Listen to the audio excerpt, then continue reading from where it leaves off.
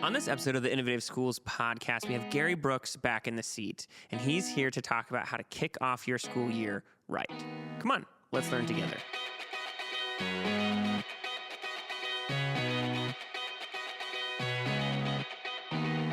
Hey everybody, welcome to season 4 of the Innovative Schools podcast. Kevin's with us. I'm here once again. I'm good. How are you? Good. I do like that we get to do this together sometimes now. We've gotten to do it. A thing. We can do it a thing. But it's fun. It is fun. We're here in Las Vegas for the Innovative Schools Summit. We got a window behind us. We do have a window. Just in a closed off room. We haven't introduced you yet. Stop talking. Oh, sorry. Yeah, you're not on to talk yet. Don't guess who's here yet. You know. I guess it's ruined. That's right. That's we okay. have the one, the only. He's been on comedy stages across America. He's been on education conference stages across America. He's been in the hotel rooms all across America that he probably didn't want to be in. And he's an author. He's been a principal. He's been in the classroom, the administration room. He's been all over the place. And we are honored to have Gerry Brooks with us today. Very excited that we could work this out. Last time it didn't work out, so I'm excited. Yes. I'm excited where this is falling. We've been working on this for a while, a little bit. But we had you on before once. Yep. With Kevin. Yeah, it was great. It was great. Yep. And I'm excited because I was right. a part of you that. You get to be a part of this one. I'm a part of this yes, now. It was good. So how are things going, Gerry? Going good. A little stressed out. Summers is always my big time. So my August is a Monday through Friday. So I'm getting ready to kick into that. You know, by the time this is, I do Monday through Friday, get home on a Friday night and stay Saturday, and then I leave on a Sunday. And how many do you average a year now? I think probably about 150. Oh my goodness. Summer is big, and one of the good things with summer is sometimes superintendents, because that's the opening days for everybody. Superintendents will contact each other, so I'll have double bookings. So I have like 6 double bookings where I'm speaking at one district and driving, in the morning, and then eating lunch, driving 15 minutes, and speaking to the next district over. So it's been fantastic and love it still. That's awesome. Meeting people, getting out, talking to people, encouraging them. It's great. And the thing that I've appreciated about you from the beginning, from the very first time that we had you, is the fact that some people just know you because of YouTube. They've seen your videos on YouTube, and they he's great, he's hilarious, and this funny principle. Right. But you have really some substantial and substance in what you're sharing, and things for people to take back home with them. So I mean, you incorporate the video, and it's great, but you have a lot of substance, and so I really appreciate that about you and what you're doing. So thank you. People often come and say, "Do you want to do a comedy show?" And I'm like, "That's not what I do. I do a professional development that encourages it, includes it. It'll be funny, but it's not going to be an hour and a half comedy show. It's going to be an encouragement for them to walk out along with the humor and the stress that we deal with. So it's been a huge blessing." Yeah, one of the things I've always appreciated when you're here and being able to hear is to see that other side of not the social media side. Right. But to get to hear from you and how while I'm not an educator, I have 2 kids of my own at home, and the things that you talk about and the object lessons, there's certain objects in my life I can't look at anymore without thinking about some of the lessons and the things that you brought that, and how I can take those not just into instances where I'm working with younger people, but also with my own kids. Right. Well, and that's exactly why I do that. Those object lessons, your brain kicks in. Yeah, absolutely. And you remember something from 6 years ago when someone says something, and that was a big youth ministry thing. And so it's been great. And I'll get pictures of schools with, glasses or pacifiers or mugs or something, but just because it's one of those things that kicks in, and it can be done every year. And it really has been a blessing transitioning that from the youth ministry into speaking. Yeah, I think that's one of the strongest things of what you bring is those object lessons into to trigger that thought of what it is to remember. When I see that I have a niece that's about 1 year old, and every time that pacifier it gets me every time.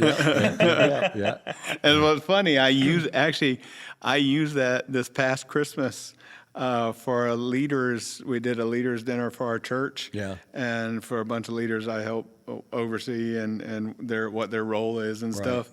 And I use that with them. Yeah. And it was amazing, their response to that as well. And I gave you credit. I was like, listen, I didn't come up with this. I probably should have, but I did not. And well, that's one of my favorite things about speaking is Every once in a while, I get an offer from someone that's non-educational.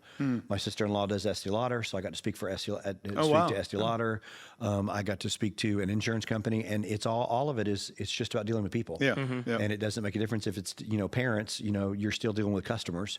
And so it translates, and I love being able to go out into the business world and getting a group of insurance agents and being able to speak the same type of thing, moving the stories. The stories sometimes on the videos, tend to be heavy school, but the object lessons can fit anywhere for anywhere in the church setting. I've gotten to go to several church camps and speak that way, so it's just been a blessing. Yeah. Absolutely. All right, so speaking of people, let's get into educators. That's right. So that's why we're here. That is why we are here. So this is coming out right before school starts for a lot of places. And what Kevin and I wanted to kind of bat around with you and talk about is that beginning of school for the teachers and administrators, the whole school thing in general. And so that's where we want our conversation to kind of hang out and talk about this new school, new year, whatever you want to look at it. But I guess just in that vein of that new school year, because you were a teacher, you're an administrator, you had all the different roles. Maybe we could kind of walk through some of the things that you learned in each of those positions for that new school year, maybe starting at the classroom or that teacher level of going into this new school year.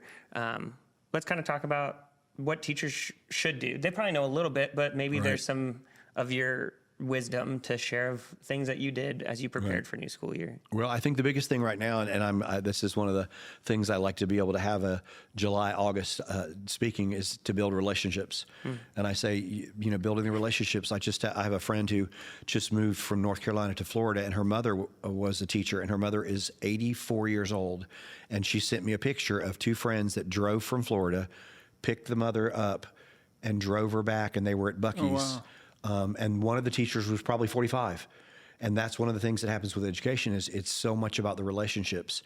And the fact that a 45-year-old teacher, a 60-year-old teacher would drive to North Carolina to pick up somebody they had worked with, she has not been in the classroom probably in 12 years, but they still have that relationship. And education has that. And I think that sometimes we don't think about that. I think we get a lot of professors saying, avoid the lunchroom, avoid the teacher's lounge because there's a lot of negativity, and there is. But you also end up avoiding relationships. And I think the biggest thing that teachers need to be able to do is focus in on relationships, the people that are in their same positions, the people that are in their same schools, the people that are in schools around them, and build relationships with those educators, because we're all going through the same thing. And, if you happen to have the best class ever, someone across the hallway does not. And, if you're not going to build a relationship with them, help them, listen to them, it's going to be you next year. And you're going to be the one without the great classroom and, all the craziness, and somebody else is going to have it. We just have to build relationships with teachers. And then I say, now build relationships with parents. That's one of my big things on social media is, crazy parents. We got crazy parents, but they're, 90% of them are not that way. 90% of them are not the ones that are wanting a summer IP meeting. 90% of them are not the ones that are on social media. They are there for their kids. They understand the relationship. And I think that we really and truly have to try, especially at the beginning of the school year, to do everything we can to build those relationships with those parents, because it's a two-way street. And if we're not, it can backfire for the whole school year. So how, to make it maybe even more practical, how can a teacher build relationship? What are some practical things to build relationship, maybe even with someone that they feel like, man, last year I wasn't even sure if they liked me. Right. Like, did I get on their nerves, or maybe that person got on my nerves, but we've got to work together. So what's some practical things that they can do to help build that relationship, teacher to teacher? One of the things that I always say when people say, I'm in a negative situation, I always say, worry about your own self. Go in there, close the door, and teach. This is the one time of the year that I say the opposite, worry about everybody else. Go into the building and talk to everybody. Because you have no idea what somebody's going through.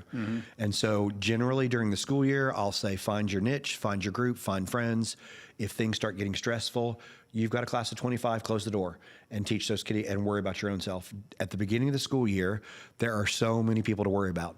New teachers. You've got new teachers that are in there that have no clue what's going on. You have experienced teachers that are transferring in, and now all of a sudden they're in a new setting. You have people that over the summer went through a divorce and you don't realize that. You have custodian. I mean, you have all these people.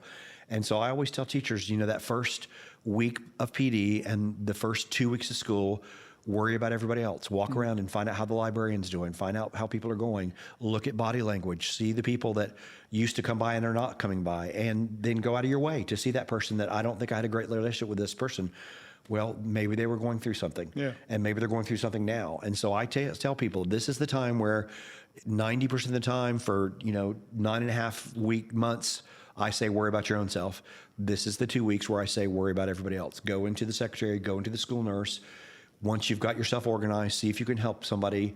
Talk to the people that you wouldn't normally talk with. Don't forget the PE teachers. Don't forget the paraeducators. And that 2 weeks of you going around making an effort can be the complete difference in the relationships that you have, because we've been away from each other for 2 months. And somebody may have lost, we had a big transition at our school, and we had grade levels split. And now, a grade level of 6 that were all best friends are now a grade level of 3, and 2 of them are one way and one's another. And they're really kind of starting over, even though those 3 didn't leave. Yeah. And we need to recognize that these 2 weeks, people are going through so much stuff, trying to get back in, get rid of the summer brain, coming in. We don't know what they're going through. They have kids that left for college. They have a child that's all of a sudden in high school, a child that's all of a sudden in middle school. Now they have a kindergartner. This is a time frame where teachers are going through so much. That 2 weeks of you focusing on other people can really cement your relationships for the entire school year. And it may be even, I'm just thinking it could be even that one that, all right, I've done all this. I've done those 2 weeks of really trying, and they still are kind of standoffish. To be able to say, hey, I did my best. I'm not going to be negative toward them. I'm going to do my best to continue, maybe even leave a note every now and then. Hey, how are you doing?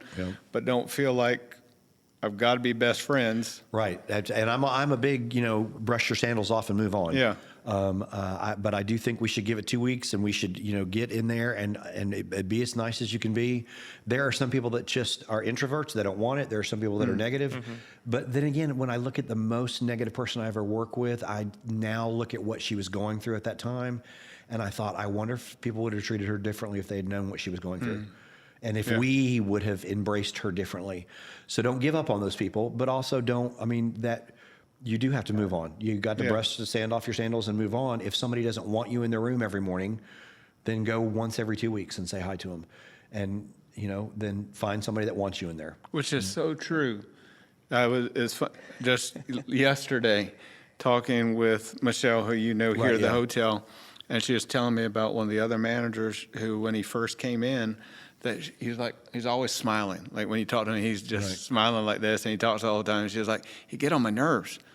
But then all of a sudden I heard his story, and he was a prisoner of war. He was in the Bosnian War, and he was a prisoner of war.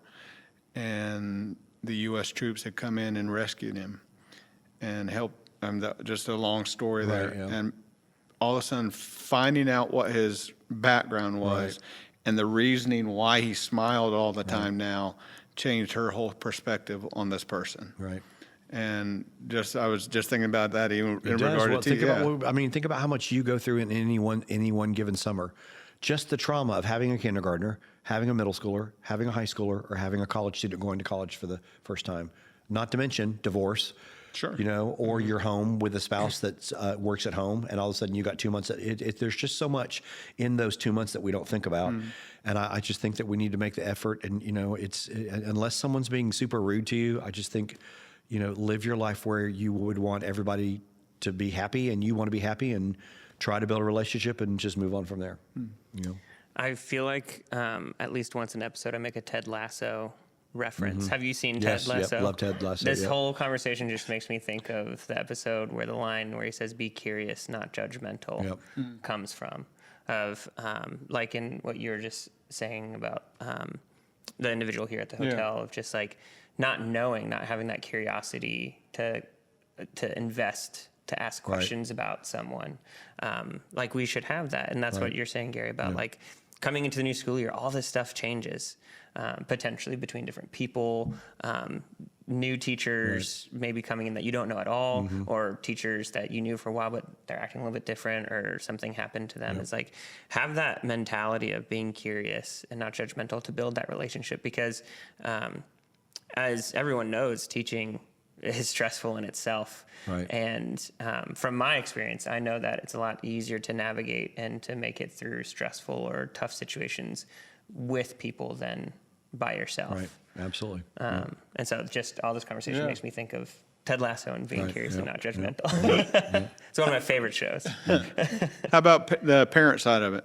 To take in this summertime to get to know the parents. Right. Well, I think the parent time, now that we're in August, I think the parent time has to do with the fact that they just love an email, they love a note, and they love something written in a planner. And I know it takes time, but I always tell everybody, take 15 minutes of your planning or 15 minutes after school to send emails, postcards, Post-it notes, or write in planners.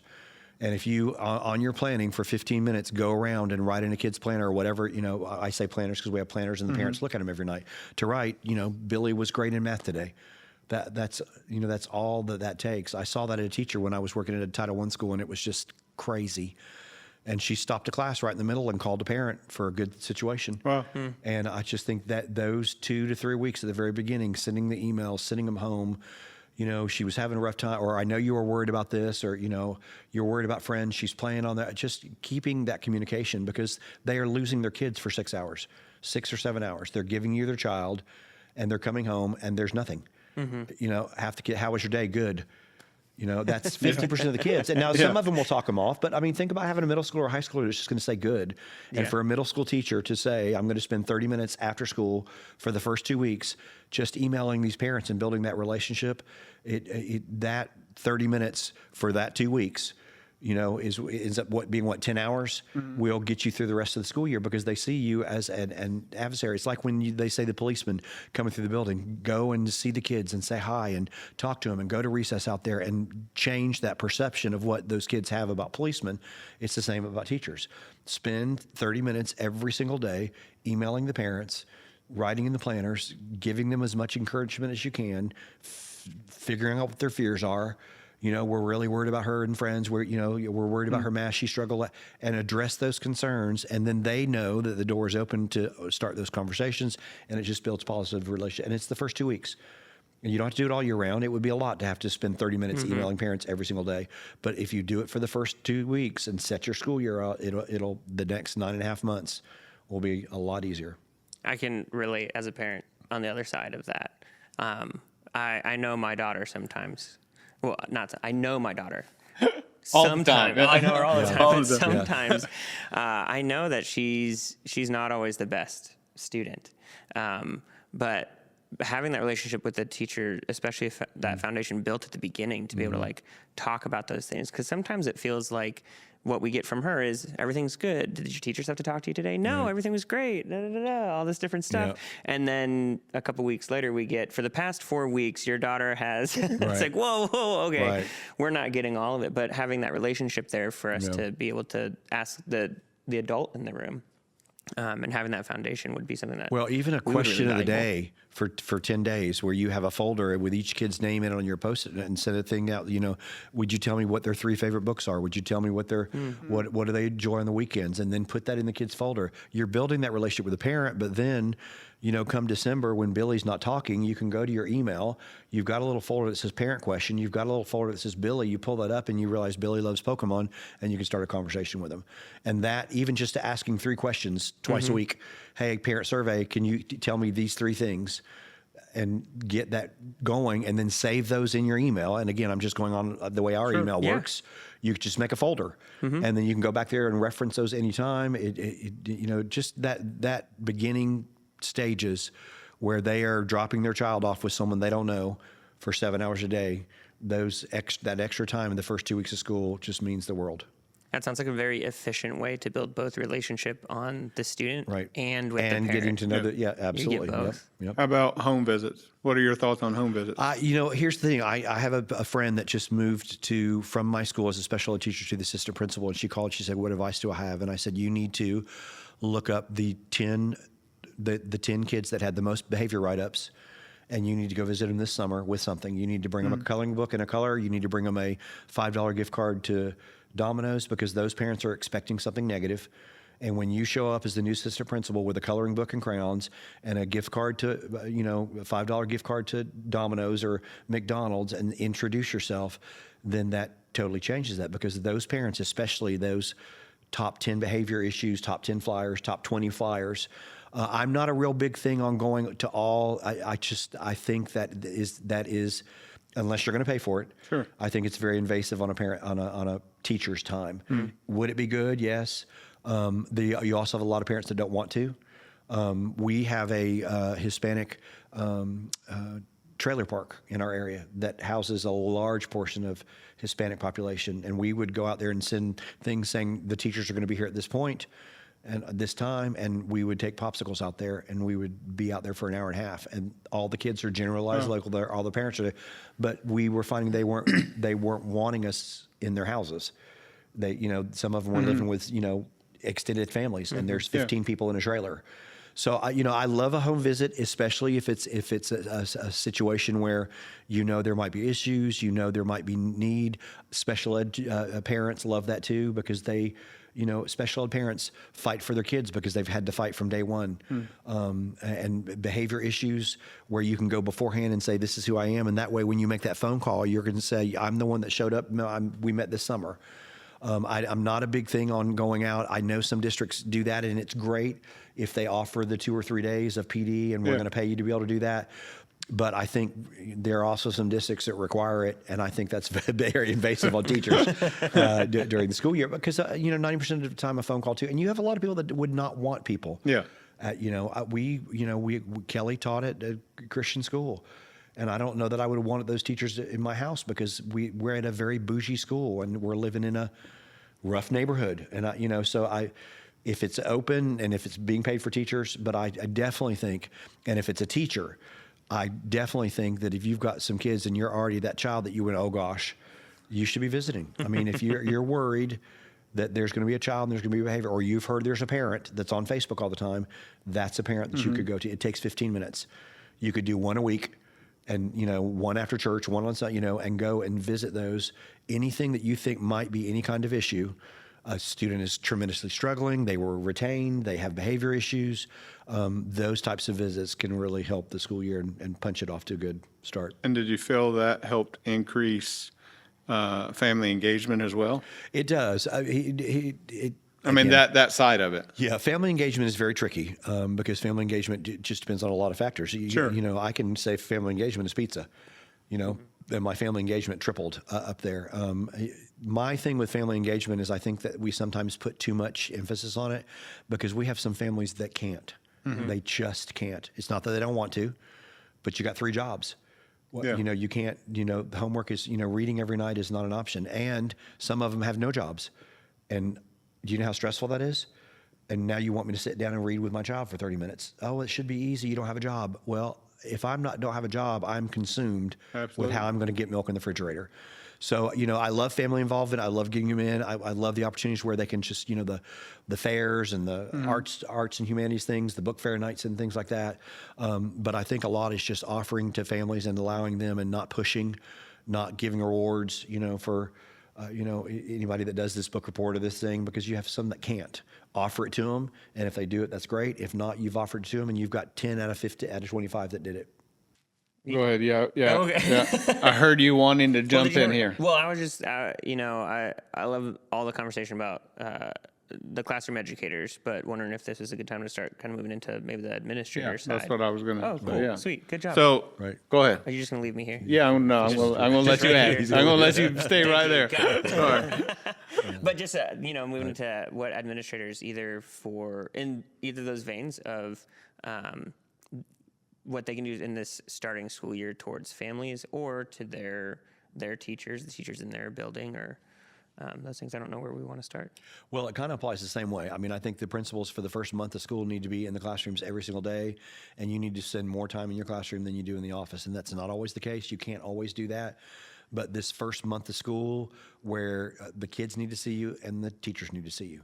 And if you spend an hour and a half in the morning and an hour and a half in the afternoon going around visiting every single classroom, seeing everybody for 5 minutes, 10 minutes here, switching those times up so you're not always hitting reading or always hitting math, and being very prevalent and seen, then when you have a week where you're pulled 19 different places, it's not going to be a big deal. But I think it's very important for principals to be out and be seen that first week of school, out at car rider line. They should be doing car rider duty, dismissal duty. They should be at the bus line.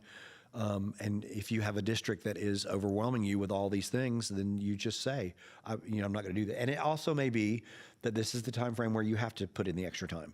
I'm not a big believer in staying until 6 and 7 o'clock at night. I think that's ridiculous. Get organized, get there an hour early as a principal. I'm always an early person because nobody's in the building.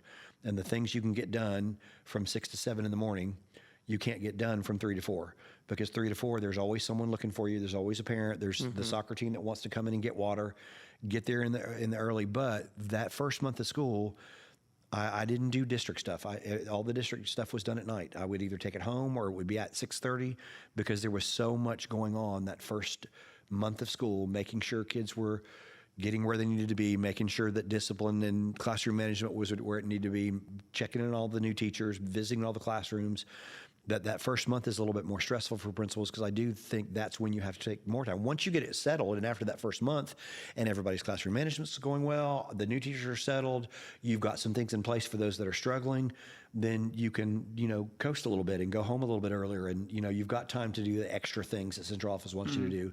But that first month, you need to spend a tremendous amount of time in the classrooms, out of your office, not in your office, which means you're going to have things to do after school that you needed to have done during school, but you can't because you're in the classrooms all the time. So I think that's a big thing with them, is getting in there and involved. And I also think it's a relationship too. They need to ask around and ask about the kids. Ask, all of our kids, the teachers brought their kids to our school. I literally had a conversation on the plane about a girl that's going to go to college, and where was she going to go to college? She's going to be a dancer. And I had her in kindergarten through 5th grade. And the principals need to go through and say, how's she doing? What's going on? And did they go, how was college? Did they get to know the parents, so that you can have those conversations, the teachers as parents, because you've had those kids. And so sometimes I think we think of them as teachers only, and we forget that they're parents too. And even if they're not a parent in your school, they're still a parent. And that's a way to their heart, like it is a way to a parent's heart. So I want to go around and ask about all the kids and find out what's going on, even if they're in our school. How's it going at J.R. Ewan? I know she's not here. Wish she was with us, but how's it going? Are you liking it? And get involved personally with the teachers also. Principal-wise, I think, they need to be seen a lot, but it's very difficult. I've seen the downfall of some principals trying to get relationships with every parent. 800 parents. Yeah. You can't do it. You can't. You just can't. My assistant principal is great at it, but it just, I feel like that principals should concentrate on building positive relationships with their staff and having positive relationships with the parents. But if you focus in on the staff, they will in turn focus on the parents at their classroom, and it all gets taken into. So I really try to focus in on the staff for the first month, visiting as much as possible, always being aware with parents in car rider line, bus duty, in the lunchroom, because as parents are coming in and visiting and seeing and talking with them there, but really spend a lot of time with relationships with the staff. So what can they be doing, just maybe some 4 or 5, maybe 3, whatever, practical steps that assistant principal or principal who even they're coming into the role new, right? That right now during the summer, as they're getting ready to go back to school and start, what are some practical steps that they can do to prep themselves to get ready for that? Well, I think the biggest thing you can do as a new principal is not to change anything. I know that sounds really stupid, but even when it's going bad, I just think that the one of the biggest downfalls I've seen from new assistants or new principals is going in and deciding this is my school and I'm going to do things this way. When you have no clue. I mean, you're at a brand new school and you have no clue what the dynamics are, what the climate and culture are, and you're going to get 16 different answers, and this teacher is going to think it's the best school in the world, and this thing's going to work. I think that you need to spend this first 6 months making sure that the school runs positively by supporting all the teachers, and then start slowly making changes. Because I think I've seen a big downfall when someone comes in, tries to make all these changes, we're going to do all these things, find out what the principal did, either good or bad, find out what the principal did, how things were run, and don't go in shaking every bush. If there's something negative going on that was very detrimental in the school, then that obviously needs to be addressed.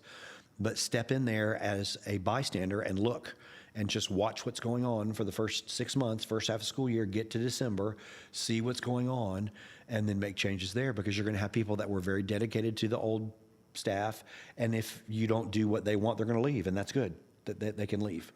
But go in and see what's going on, see how things are working, look for the leaders that step up naturally, look for the people that are struggling, which step up naturally. Don't assume, oh, third grade's really low, they're struggling teachers. Well, that may not be the case. It may they didn't have the good relationship with the principal, and they may be the best grade level that you have there. But if you go in there with that mindset of, this is what the principal told me, this is what the things are going on, I just think that you really need to take a big step back, run the school through supporting the staff that is there, and then make your changes once things have gotten rolling and going good. Now, how about it's a little drastic, but it could be realistic. How about for the one that is coming in, the district says, hey, I'm bringing you in because you're the man, and this is a failing school, and you better turn it around. And that does happen. And I think if that's the case, then you need to pick your 5 things. Because here's the thing, bottom line is you probably have 30 things you need to change. Yeah. But go in there and say, this is what we're going to be doing. Everybody will be at staff meeting, and we will do them once a week, and you will also do a team meeting once a week. Here's the agenda. Set that up for success. Set them up for success. This is the expectation. Here are the 5 major things, maybe the 10 major things that we will be doing. Let them know right away, and then hold them to that. There are some people that need to come in there that way, and a lot of districts will come in and change around and say, you've turned this school around, now we want you to turn that school around. Unfortunately, I have found that district office doesn't really know what's going on in schools. And so sometimes the turnaround, what they're saying needs to be turned around is not really what needs to be turned around.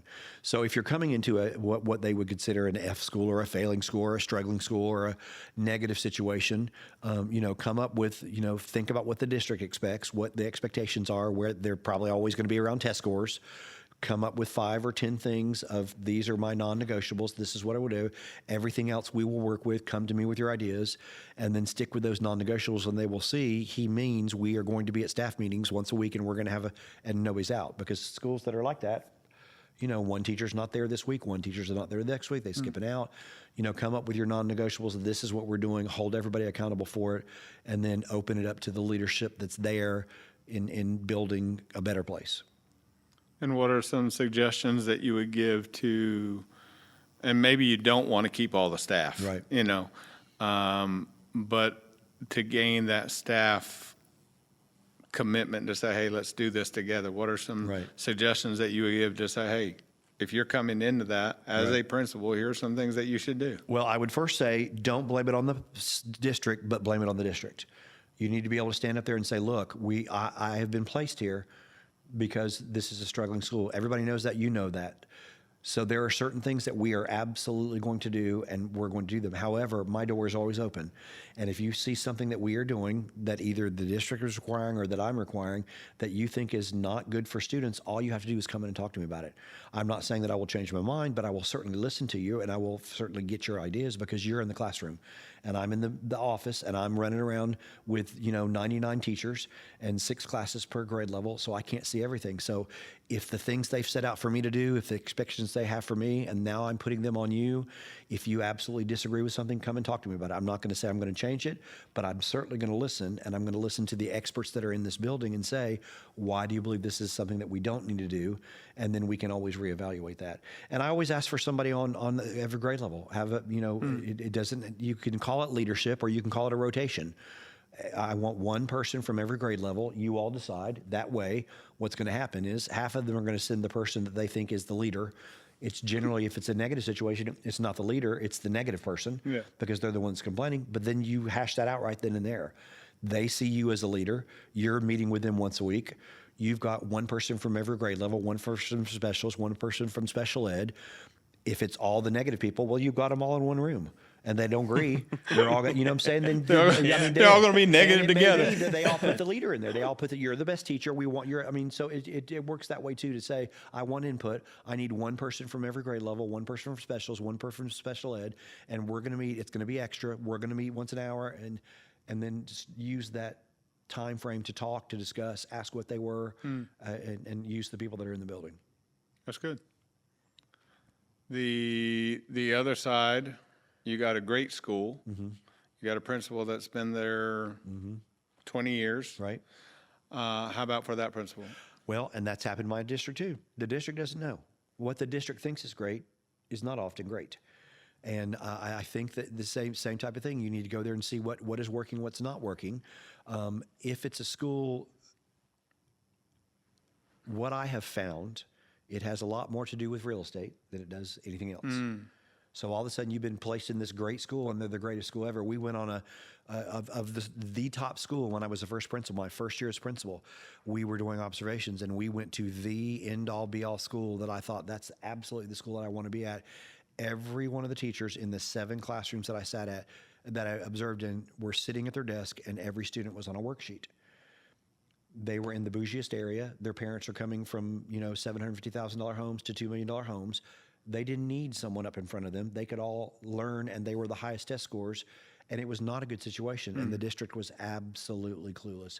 So I think you first need to step in there going, just because the test scores are great doesn't mean everything's going fantastic. Yeah. And go in there and say, yes, this is a great school. We've got a great reputation. How can we make it even better? How can we make it where everybody in the district wants to be a part of this team? Everybody in the building is happy here because we are supporting you and doing what we need to do.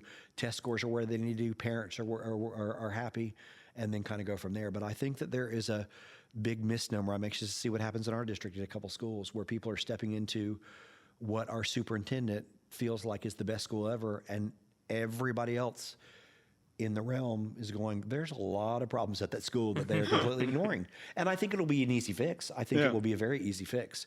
But I think you have to step in there knowing that good reputations and bad reputations are really and truly often dependent on somebody that has no clue whatsoever. It's people from the church that say, oh, that's a great school, and they have no clue. It's people from central office that the only reason it's not a clue is because they don't get calls from parents. Yeah. Well, that just may be a good communicator. All you got to have is a good counselor to stop the calls from the parents. Yeah. And they may not know the school is falling apart, but they've got 3 great counselors that are dealing with it all. Oh, that's the best school ever. Well, really and truly, it's the best 3 counselors. And if you really stepped into it, the principal didn't know what they're doing. So I would say step into it with open mind, knowing you've obviously, it's got a reputation. What can you do to further that reputation and make sure that the reputation is true? So I'm going to throw it on the other side.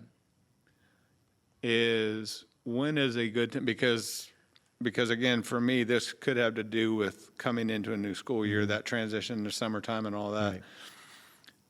For a principal, and you've been how long? You've been a principal for 17 years. 17 years. Yep. So you understand that process.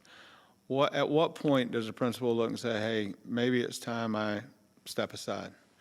I think that when you're miserable, I think when it starts to negatively affect your life and you are sitting in your car for 10 minutes before you go in, it's time to go. It just really and truly.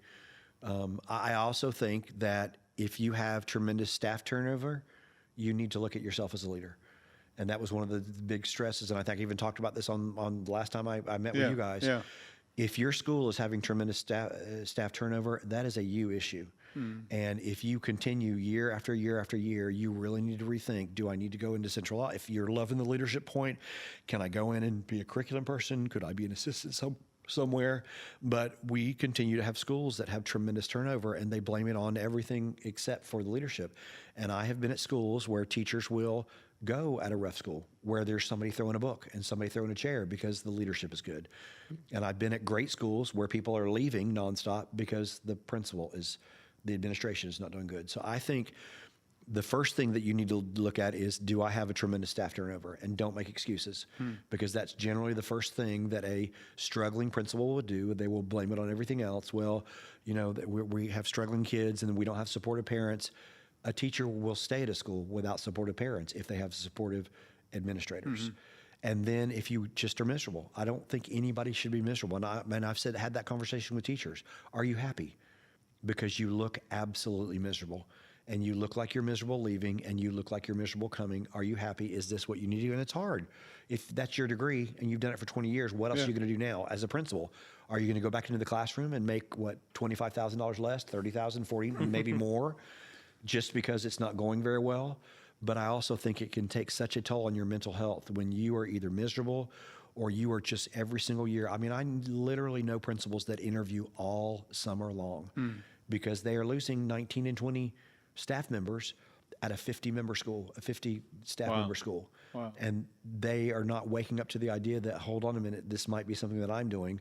Maybe I need to go back into the assistant principal for a little while, go under somebody, learn, and then do it. But I think that you run a risk of mental health issues if you continue to stay in a job where you have such tremendous staff turnover, or you are literally sitting in your car for 5 minutes and not getting out because you're miserable and think, I can do this. You're having to hype yourself up like a football game to walk into the building.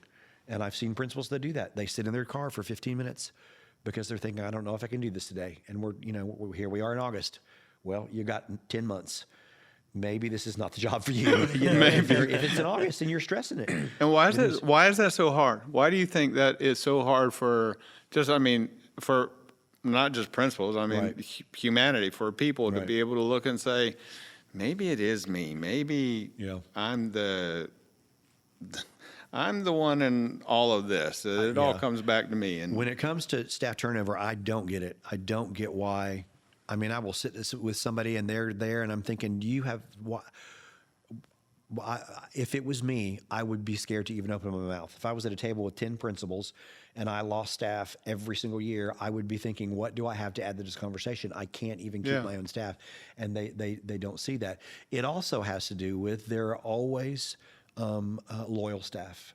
And at every school, even the absolute worst schools in the entire world, you will find someone who is feeding that principal, you're the best ever, you're wonderful, you're great, because those principals tend to favor those people.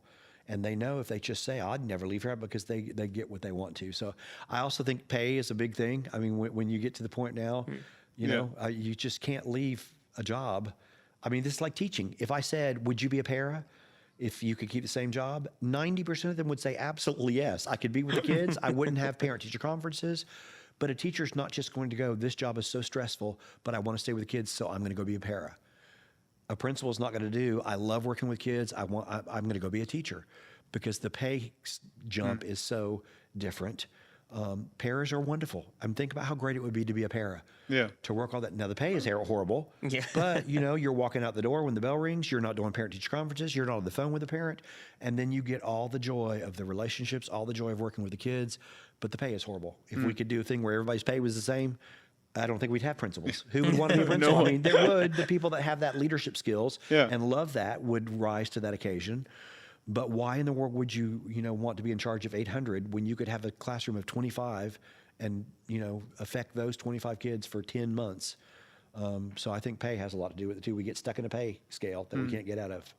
So, as we kind of close a little bit, we're getting to that time, but I wanted to know a little bit specifically what was your favorite part of a new school year as you kind of got ready for the school year? What did you look forward to the most? My favorite part is always probably the first week, watching the teachers work so hard to build those relationships. And it just going into classrooms and seeing the things that they're doing. A lot of times they spend the first week making sure the classroom management is correct. And so they're not focused on test scores and the lesson and all this. And the lessons are more fun because really it's not about the math lesson. It's about whether you can put that paper over there, get your pencil, and sit down with your group and answer 3 questions. Well, in order to do that, you don't really focus on the questions. You focus on that type of classroom management thing. So the first 2 weeks is always great for me because people are going through classroom management, kindergarten classrooms where the kids know nothing. And it really is. Sometimes even a month to 6 weeks worth of, we're still working on classroom management because they can't walk down the hallway in a line there. And it's just so nice to see that, because then by the time month 2 comes around, you're look at all these kids. Look at how much growth if not academic, but look at the fact that we've got 800 kids walking through this hallway, the bells ring, lunchroom's fine, and seeing those cogs work in place that first 2 weeks of school, I always just loved it. And the excitement, everybody coming back in. Yeah. Everybody coming back in from that, knowing, and just jumping right back in there with your friends and your family, because it is your family. It's your family for 10 months. And some of them have not seen each other for the last 2.5 months. And now all of a sudden they're back in there, and, and then the excitement of sports, football and band. And, it kind of takes you back to your own school. If you had a good situation, a good experience, school is fun. And it should be, and you kind of jump right back in there. Yeah. What was as you look back over all your years, what was one of the coolest things that a teacher, one of your staff, did for you as principal? Ooh, I think that one of the best things that ever happened was a birthday party that was just super, super, super personalized, because it just showed me that they knew exactly who I was, and I absolutely love that. The birthday cake was a can of Campbell soup, and I eat Campbell soup cold. And they it grosses them out, but I eat chicken noodle soup, and I pop the can and I eat it right out of the can. That is gross. And the cake was actually a chicken noodle soup, and all the presents were. I mean, it just. All the was it a cold cake? No, it wasn't cold cake. But for them to know that, and then you know what I'm saying? Absolutely. I mean, it was one of those things where they're like, we see you. You know, the notes about and I always say, and I think I talked about this last time I was here, one of the biggest things was when my son was in the football playoffs. And he was in football playoffs 4 years in a row because they were at a little 1A school and they recruited and they had a great football team. So it wasn't a big deal to me. Yeah. From kindergarten on, we were going to state championships. Well, when he got up there, if you're in public school, that's a huge thing. Oh, it's yeah. a huge Absolutely. thing to go even to playoffs. Well, I didn't recognize it because we were in the playoffs every year, but the teachers did, and they celebrated him. And for them to say, LCA, who is your child's school, is going, good luck, sending me things, decorating my office. It made me realize, you know, how spoiled I am to know that we are at such a good school that we're always, you know, it's just kind of happened. But it wasn't until I was there with my public school teachers and even private school teachers that didn't have that privilege of being at that school that had such a good team. But yet there they were supporting Jared, and I even love that now when they get involved with my kids and ask about my kids. So I think probably the biggest thing was personal relationships went so beyond just the classroom, them knowing me, wanting to know me knowing them. I mean, I think teaching is like no other. And if you do it right, it's the best career ever. Awesome. If you do it wrong, It's it's miserable. But, yeah. Get out quick. Yeah. So get to know your principal. I mean, ask them. I mean, you know, we have teachers that expect the principal to run around and know everything, but yet they don't know if the principal's daughter is on the volleyball team. You know, why do you not know that? Or is she doing good in college? Why do you not know that? Get to know them like you would. You don't have to go to spring break with them. You don't have to spend the weekend with them. But get to know them personally, just like you enjoy someone asking about your spouse and how they're doing, and your kids and how they're doing. Do the same thing with the principal and the administration, assistant principals, and secretaries. Just be human. Yeah. How hard is that? Yeah. Some people it's really hard. Unfortunately. Yeah. Unfortunately, it is. Yeah. Go. You keep starting sentences. I know, I do, but then I realize I'm asking all the questions. You're here. It's fine. Jordan's here with me. Oh, I'm yeah. usually in that seat, so it's nice to just observe for a little bit, I know. and just kind of glean some wisdom. Well, I was going to ask, what is, again, as we're bringing it down, what is some advice that you would give to two ways? What is some advice that maybe two things at the max that you would say, teachers, you're going in new school year, here's how you can really help your principal, your administration. And then on the other side, administrators, here's a couple of things that I would suggest that either I did or I've seen done that would really help encourage your teachers as you're coming into a new school year. Right. Well, I think the number one thing for principals is to support them publicly and criticize privately. And I have absolutely no problem with someone coming and saying you're doing something wrong. But it doesn't need to be in a staff meeting. And I think that you need to support the principal unless they are doing something that is blatantly against kids and negative. I love the teachers that would, even the negative teachers. I love when they would come and close the door because it was a two-way conversation. They weren't chewing me out. They were saying, I disagree with the fact that you're letting the teachers' kids play soccer in the hallway in the afternoon. And I would say, well, they're here till 6 o'clock. Those kids are here till 6 o'clock. I see that as a freedom that we can give them. And they would say, I'm trying to work in my room. And we would have a back and forth. And it never bothered me. I never felt like I was being jumped on. And I said that from day one. If you have something, come directly to me. If you're not comfortable with that, come with a friend. Find the bully girl teacher because she will be more than willing to come to my office because you do have some teachers that have great ideas, but they would never say anything because they think it's a disrespectful thing. It's not a disrespectful thing. It's this is what I'm thinking. This is what you're thinking. And we're thinking the opposite thing. So I think that they need to, always support publicly and criticize privately and build that relationship with them. And I also think that you need to have 3 to 1.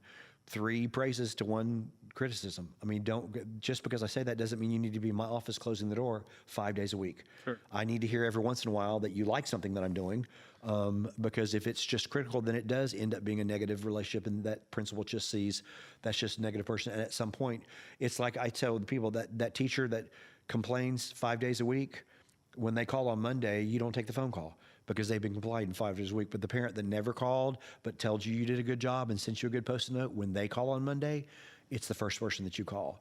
And so don't get to the point where you're so comfortable that everything out of your mouth is negative. Make the positives in there, but go in, close the door, and be very open and honest with your principal. Awesome. Was Now, there a second part? The second part was principals to teachers.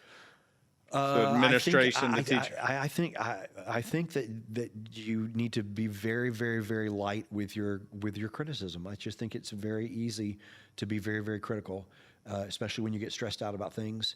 I think that you need to always try to be as positive as absolutely possible and come around the back door for negative things, because I think that there are teachers, one thing they will think about for weeks and months. And I used to say things flippantly and say things like, it was a little bit loud in there today, and then, a month and a half later, she's still talking about me saying her classroom was a little bit loud. Mm-hmm. And so I think you need to be very careful with your criticisms. Sometimes making it a joke is not, they don't take it that way, even if that's your personality. Mm-hmm. They take on everything you say because the bottom line is you're the boss. So be very, very careful with your criticism. Make it as constructive as it possibly can be. Make it a two-way conversation, but be careful because everything you say, they take on and they sleep about it, and they lose sleep for weeks on end about something you said passing in the car rider line that you don't even remember saying. And so just be very careful with how you interact with them. Good. That's good stuff. This has been a wonderful. You got something else? Well, no, You're starting again. Yeah, I am. I start again because I was thinking about it last time. I just want to know: have you gotten to Vietnam yet? I have not. Oh, I've got a big bucket list, but unfortunately, my bucket list is getting smaller because life is taking over. And so there's a lot of bucket lists and lots of different things. I might go to Turkey. I'm hoping to be able to go to Turkey at some point soon. But now with everything Kelly is going through, travel is kind of back on plans, and now with babies. Plans. I think that we had this idea that when we retire, we were going to be this great retired couple traveling all over the place. And I thought, where did we ever come up with that idea? I mean, we've got grandkids, we've got kids. What made us think we were just going to be able to get on a plane once a month and go somewhere? It just doesn't. I mean, it might eventually. That Winnebago is still sitting in the yard, huh? Yeah. I mean, I'm thinking, when is that going to be? Even when they're in high school, I'm not going to want to miss a volleyball game. I'm not going to want to miss a band competition or a drama competition. When am I going to get to travel that way? So that bucket list is getting smaller, but there are still many places I would like to be able to visit, and we're trying to do something, at least every 6 months that fun, either with friends or some. And I think that's important, just to be able to relax and enjoy your life. I always say your paycheck is not about electric bills and car payments. It's also a reward for a job well done. And if that means a cruise, that means a trip, you need to plan those and look forward to those for a year or 2 years. So awesome. Good. Well, this has been a wonderful conversation. Yes, it has. I've been more of an observer, and that's great. I love that. But just hearing all these things of what educators can be doing and teachers can be doing, and just your overall encouragement to the education world of what they're doing, your recognition, I think you bring something specifically unique because you've sat in all the chairs along the way. And I really appreciate that. I know our listeners appreciate that as well. Thank you, Kevin, also. It's fun. Yeah, glad we got to do it right here right, at the beginning of August, right when it's the most important. That's right. It's the most important time to do this. So tell Gerry Chang we got the most important person first. Oh, got it. Well, there we go. Go ahead. Go ahead and tell Gerry. Gerry, if you're watching this. You can look right Kevin there. said, look right in that camera there. Kevin said I was no. Yeah, that's one of my favorite things about these conferences. You have such great speaker. I mean, I'm already getting ready to do a video with the pretzels that are in my room. And that's awesome. That's right. And they those blow up because people, it is you all are blessed, and you do such a great job of picking high quality people, and not only just for the keynotes, for all the sessions. And I love that it ends up being a family that we can joke around and goof off and see people and take pictures and wave at, and You all have just done a great job with a great conference. So. Well, thank you. Thank you for that plug. Yep. Your additional check is in the mail. Yes, there you go. For that. Yes. He got extra pretzels. Chocolate. Jerry, Don't say that, because Jerry will want the pretzels now. He'll want pretzels too. But, No, that's Kim. Kim will want the pretzels. But great. All right.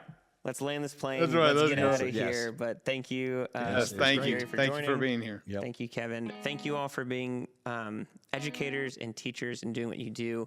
I'll say for all of us, we recognize how difficult teaching can be. Absolutely. And we all appreciate, especially this time of year. We all appreciate the work that you guys put into it. So go have a great year this year.